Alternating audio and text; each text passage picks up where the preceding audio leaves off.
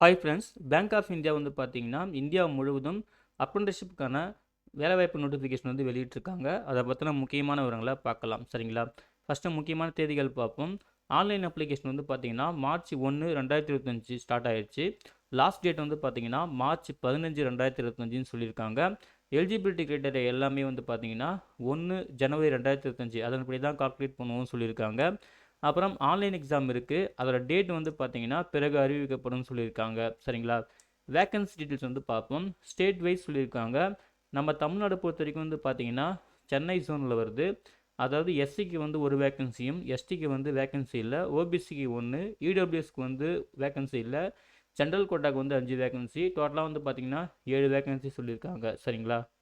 அதே போல் கேண்டிடேட் வந்து பார்த்தீங்கன்னா அப்ளை பண்ணும்போது அவங்க வந்து என்ன ஸ்டேட்டு, ஓகேங்களா, அந்த ஸ்டேட் வைஸ் தான் அவங்க வந்து அப்ளை பண்ணணும் அப்படின்னு சொல்லியிருக்காங்க. வேகன்சியும் வந்து பார்த்தீங்கன்னா மேபி வேரி ஆகலாம், ரெக்குயர்மெண்ட் பொறுத்து அப்படின்னு சொல்லியிருக்காங்க. பேங்க் தான் வந்து டிசைட் பண்ணணும்னு சொல்லியிருக்காங்க. சரிங்களா? அதே போல் எலிஜிபிலிட்டி கிரைட்டீரியா நம்ம சொன்ன மாதிரி ஜனவரி 1, 2025 அதன்படி தான் கால்குலேட் பண்ணுவோம்னு சொல்லியிருக்காங்க. நீங்கள் முக்கியமாக வந்து வேகன்சி டீல்ஸ் வந்து தெளிவாக பார்த்துக்குங்க. சரிங்களா? மொத்தம் நம்ம தமிழ்நாட்டுக்கு மட்டும் 7 வேகன்சி தான் சொல்லியிருக்காங்க. ஸோ அதை வந்து தெளிவாக பார்த்துக்குங்க. அதுக்கு பிறகு வந்து பார்த்தீங்கன்னா இதுக்கு இந்தியன் சிட்டிசன்ஸ் யார் வேணாலும் அப்ளை பண்ணலாம். அதே போல் மினிமம் 20 வயசு, மேக்ஸிமம் 28 வயசுன்னு சொல்லியிருக்காங்க. கல்வி தகுதியை பொறுத்த வரைக்கும் எனி டிகிரி முடிச்சிருந்தா போதும்னு சொல்லியிருக்காங்க. சரிங்களா? ரெகுலர் ஃபுல் டைமில் ஏதாவது ஒரு டிகிரி முடிச்சிருக்கணும்னு சொல்லியிருக்காங்க. அதே போல் நீங்கள் டிகிரி வந்து பார்த்தீங்கன்னா ஏப்ரல் 1, 2021, அதுக்கப்புறம் ஜனவரி 1, 2025, சரிங்களா?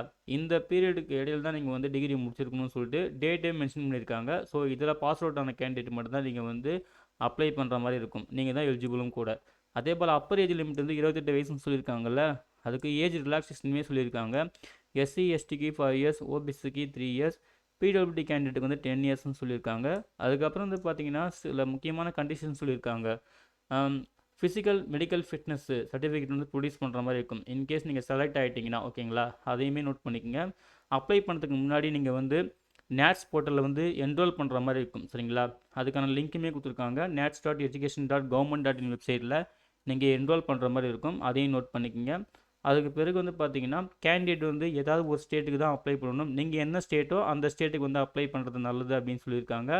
ஒன்லி ஃப்ரெஷ் கேண்டிடேட் மட்டும்தான். நீங்கள் ஆல்ரெடி அப்ரெண்டிஸ்ஷிப் முடிச்சிருந்தாலும் இல்லை அப்ரெண்டிஸ்ஷிப் போயிட்டுருக்கீங்கன்னா கூட நீங்கள் அப்ளை பண்ணக்கூடாதுன்னு சொல்லியிருக்காங்க. அதையும் வந்து பார்த்துக்குங்க. சரிங்களா? ஒன்லி ஃப்ரெஷ் கேண்டிடேட் மட்டும் தான் அலோட் பண்ணுறாங்க. அதாவது அப்ளை பண்ணுறதுக்கு அவங்க மட்டும் தான் எலிஜிபிள். அப்புறம் பிடபிள்யூடி கேண்டிடேட்கான கைட்லைன்ஸ் கொடுத்துருக்காங்க. அதையுமே நீங்கள் செக் பண்ணிக்கலாம். அதுக்கப்புறம் செலெக்ஷன் ப்ரொசீஜர் வந்து பார்த்தீங்கன்னா 2 ஸ்டேஜ். ஒன்று வந்து ஆன்லைன் ரிட்டன் டெஸ்ட்டு, இன்னொன்று வந்து பார்த்தீங்கன்னா லோக்கல் லாங்குவேஜ் டெஸ்ட்டு. சரிங்களா? ஆன்லைன் டெஸ்ட்டுக்கு வந்து பார்த்தீங்கன்னா மொத்தம் ஒரு 4 டாபிக் இருக்குது. 100 கொஷின் 100 மார்க் சொல்லியிருக்காங்க. ஒரு கொஷினுக்கு 1 மார்க், ஓகேங்களா? 90 மினிட்ஸ் வந்து பார்த்தீங்கன்னா எக்ஸாம் டைம் சொல்லியிருக்காங்க. கொஷின் பேப்பர் வந்து பார்த்தீங்கன்னா பைலாங்குவல், அதாவது இங்கிலீஷ் ஹிந்தியில் இருக்கும். இங்கிலீஷ் லாங்குவேஜ் டாபிக் மட்டும் இங்கிலீஷில் இருக்கும். மற்ற 3 டாப்பிக்கு இங்கிலீஷ் ஹிந்தியில் மட்டும் கொஷின்ஸ் செட் பண்ணுவோம் சொல்லியிருக்காங்க. மினிமம் குவாலிஃபைங் மார்க் வந்து இப்போதைக்கு எதுவும் சொல்லலை. அது வந்து பேங்க் வந்து டிசைட் பண்ணணும்னு சொல்லியிருக்காங்க. அதையும் நோட் பண்ணு, சரிங்களா? மினிமம் குவாலிஃபைங் மார்க் வந்து பார்த்தீங்கன்னா எஸ்சி எஸ்டி ஓபிசி பிடபிள்யூடி கேண்டிடேட்டுக்கு வந்து ஒரு 5% ரிலாக்ஸேஷன் தருவோம், ஜென்ரல் இடபிள்யூஎஸ் கேட்டகரி தவிர்த்து, ஓகேங்களா? ஸோ அதையுமே சொல்லியிருக்காங்க. அது வந்து பேங்க் தான் வந்து முடிவு பண்ணணும்னு சொல்லியிருக்காங்க. அதே போல் லோக்கல் லாங்குவேஜ் டெஸ்ட்டுமே இருக்கும். ரீடிங், ரைட்டிங், ஸ்பீக்கிங், அண்டர்ஸ்டாண்டிங் இந்த ஸ்கில்லாம் நாங்கள் டெஸ்ட் பண்ணுவோம்.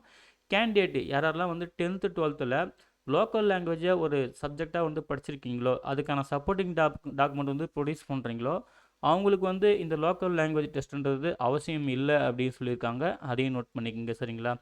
ஸ்டைஃபண்ட் பொறுத்த வரைக்கும் ஒரு மாதத்துக்கு உங்களுக்கு 12,000 இருக்கும். ஒரு வருஷம் தான் வந்து அப்ரெண்டிஸ்ஷிப் பீரியட். சரிங்களா? ஒரு மாதத்துக்கு 12,000. அந்த 12,000 வந்து பார்த்தீங்கன்னா கவர்மெண்ட் ஷேர் ஒரு 4,500, அப்புறம் பேங்க்கோட அந்த ஷேர் வந்து பார்த்தீங்கன்னா 7,500ன்னு சொல்லிட்டு தெளிவாக கொடுத்துருக்காங்க. இதை நோட் பண்ணிக்கோங்க. அதுக்கப்புறம் வந்து பார்த்திங்கன்னா இது வந்து ஒன்லி அப்ரெண்டிஸ்ஷிப் மட்டும்தான். எந்த விதமான எம்ப்ளாய்மெண்ட் கேரண்டிலாம் கிடையாது. அப்ரெண்டிஸ்ஷிப் முடிஞ்சதுன்னா அவ்வளோதான் அப்படின்னு சொல்லியிருக்காங்க. ஃபைனல் செலெக்ஷன் பொறுத்த வரைக்கும் நீங்கள் வந்து பேங்க் டிசைட் பண்ணுற கட் ஆஃப் மார்க் மீட் பண்ணணும். அதே போல் டாக்குமெண்ட் வெரிஃபிகேஷன் சாட்டிஸ்ஃபை பண்ணணும். அதுக்கு பிறகு பார்த்தீங்கன்னா நீங்கள் வந்து அந்த மெடிக்கல் சர்டிஃபிகேட் வந்து ப்ரொடியூஸ் பண்ணுற மாதிரி இருக்கும். லோக்கல் லாங்குவேஜ் டெஸ்ட்டு இதெல்லாம் வந்து கம்ப்ளீட்டாக வந்து சாட்டிஸ்ஃபை ஆனால் மட்டும்தான் உங்களுக்கு வந்து அப்பாயின்மெண்ட் ஆர்டரே கிடைக்கும் அப்படின்னு சொல்லியிருக்காங்க. சரிங்களா? இதுதான் வந்து ஃபைனல் செலெக்ஷன். டாக்குமெண்ட் வெரிஃபிகேஷன்ஸ்க்கு வந்து நீங்கள் என்னென்ன டாக்குமெண்ட்லாம் கொண்டு வரணும் அப்படின்னு சொல்லிட்டு லிஸ்ட்டு கொடுத்துருக்காங்க. இது வந்து பார்த்தீங்கன்னா original plus self attested photo காப்பியோட கொண்டு வரணும். உங்களுக்கு எந்தெந்த டாக்குமெண்ட்லாம் அப்ளிகேபிள்னு சொல்லிட்டு இந்த லிஸ்ட்டில் செக் பண்ணிக்கோங்க. அதே போல் அப்ளை பண்ணுற ப்ரொசீஜர் அகைன் கொடுத்துருக்காங்க. அதாவது நீங்கள் வந்து ஃபஸ்ட்டு நேட்ஸ் போர்ட்டலில் வந்து என்ரோல் பண்ணணும். என்ரோல் பண்ணதுக்கப்புறம் நேட்ஸ் போர்ட்டல்லே வந்து பார்த்தீங்கன்னா, நீங்கள் வந்து இந்த பேங்க் ஆஃப் இந்தியா அப்ரெண்டிஸ்ஷிப்புக்கு வந்து சர்ச் பண்ணி அப்ளை பண்ணுற மாதிரி இருக்கும். சரிங்களா? உங்கள் யூசர் ஐடி பாஸ்வேர்ட்லாம் போட்டு நீங்கள் லாகின் பண்ணி அப்ளை பண்ணுற மாதிரி இருக்கும்னு சொல்லியிருக்காங்க. தெளிவாக பார்த்துக்குங்க. அப்ளை பண்ணி முடிச்சதுக்கப்புறம் எலிஜிபிள் கேண்டிடேட்டுக்கு வந்து பார்த்தீங்கன்னா info@bfsiwsc.com இதில் வந்து பார்த்தீங்கன்னா உங்களுக்கு மெயில் வந்து ரிசீவ் ஆகும். ஸோ மெயில் ரிசீவ் ஆன ஒரு 48 ஹவர்ஸில் நீங்கள் வந்து அப்ளிகேஷன் ஃபீஸ் வந்து பே பண்ணுற மாதிரி இருக்கும். அப்ளிகேஷன் ஃபீஸ் பே பண்ணால் மட்டும்தான் உங்கள் அப்ளிகேஷன் வந்து சப்மிட் ஆயிடுச்சுன்னு அர்த்தம் அப்படின்னு சொல்லியிருக்காங்க. சரிங்களா? அதையும் நோட் பண்ணிக்கோங்க. அதுக்கு பிறகு எக்ஸாமுக்கு வந்து அப்பியர் ஆகிறதுக்கான கைட்லைன்ஸ் கொடுத்துருக்காங்க. அந்த கைட்லைன்ஸுமே தெளிவாக செக் பண்ணிக்கோங்க. அப்ளிகேஷன் ஃபீஸ் வந்து பார்த்தீங்கன்னா பிடபிள்யூடி கேண்டிடேட்டுக்கு வந்து ரூ. 400 plus GST, SC ST all women கேண்டிடேட்ஸ்லாம் வந்து பார்த்தீங்கன்னா ரூ. 600 ப்ளஸ் ஜிஎஸ்டி, ஆல் அதர் கேண்டிடேட்டுக்குலாம் வந்து பார்த்தீங்கன்னா ரூ. 800 ப்ளஸ் ஜிஎஸ்டின்னு சொல்லியிருக்காங்க. இது எல்லாமே நாட் ரீஃபண்ட் அப்படின்னு சொல்லியிருக்காங்க. நோட் பண்ணிக்கோங்க. இதுதான் அப்ளிகேஷன் ஃபீஸ். அதுக்கப்புறம் இதையுமே நீங்கள் ஆன்லைனில் தான் பே பண்ணுற மாதிரி இருக்கும்னு சொல்லியிருக்காங்க. ஃபைனல் ரிசல்ட்ஸ் வந்து பார்த்தீங்கன்னா உங்களுக்கு வந்து யாரெல்லாம் செலக்ட் ஆகிக்கணும் அவங்களுக்கு இண்டிவிஜுவலாக மெயிலும் வந்து ரிசீவ் ஆகும். அதே போல் பேங்க்கோட அஃபிஷியல் வெப்சைட் www.bankofIndia.com.co.in இந்த வெப்சைட்லேயும் நாங்கள் வந்து பப்ளிஷ் பண்ணுவோம். அங்கேயுமே நீங்கள் செக் பண்ணிக்கலாம் அப்படின்னு சொல்லியிருக்காங்க. அப்புறம் முக்கியமான இன்ஸ்ட்ரக்ஷன் கொடுத்துருக்காங்க. அதையுமே நீங்கள் வந்து தெளிவாக செக் பண்ணிக்கோங்க. அதுக்கப்புறம் அப்ளை பண்ணி முடிச்சதுக்கப்புறம் டைம் டு டைம் வந்து நீங்கள் அஃபிஷியல் வெப்சைட்டோட வந்து அப்பப்போ செக் பண்ணுங்கள். அப்போ தான் உங்களுக்கு வந்து அப்டேட் வந்து சேரும்னு சொல்லியிருக்காங்க. அப்புறம் முக்கியமான சர்டிஃபிகேட் ஃபார்மேட்லாம் கொடுத்துருக்காங்க. தேவைப்பட்டால் அதையும் ரெடி பண்ணி வச்சுக்கோங்க. சரிங்களா? அவ்வளோதான் ஃப்ரெண்ட்ஸ். இதுதான் வந்து பார்த்தீங்கன்னா பேங்க் ஆஃப் இந்தியா அறிவிச்சிருந்த அப்ரெண்டிஸ்ஷிப்கான வேலைவாய்ப்புக்கான முக்கியமான விவரங்கள். சரிங்களா?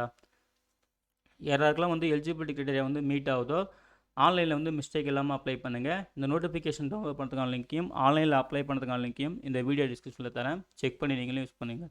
அப்ளை பண்ணுற எல்லாருக்கும் wish you all the best. Thank you.